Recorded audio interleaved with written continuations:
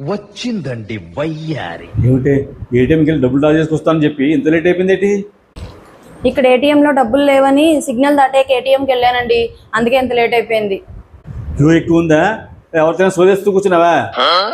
ATM దగ్గర queue ఎక్కువ ఉండడం కాదు, ఎవరో తెలిసిన వాళ్ళు ఉంటే మాట్లాడుతూ కూర్చోవడం కాదండి. సిగ్నల్ దాటిన తర్వాత యూటర్న్ వెళ్ళాలంటే చాలా దూరం వెళ్ళాలి కదా, అందుకే ఇంత లేట్ అయిపోయింది. పక్కనే కదా నడిచి వస్తానని చెప్పా కదా, బండి వేసుకెళ్ళావా? స్కూటీ వేసుకెళ్ళుంటే ఎప్పుడో వచ్చేదాన్ని, నడిచెళ్ళాను కాబట్టి ఇంత లేట్ అయింది. నడిచెళ్ళాను కాబట్టి ఇంత లేట్ అయింది.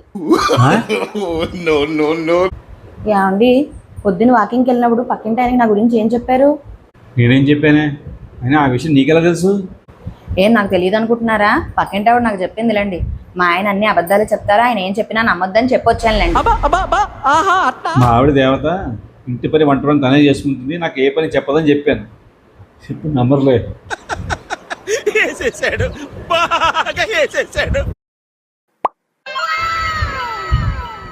ఏమిటి అంత సీరియస్గా టేబుల్ దగ్గర కూర్చొని ఏం చేస్తున్నావే?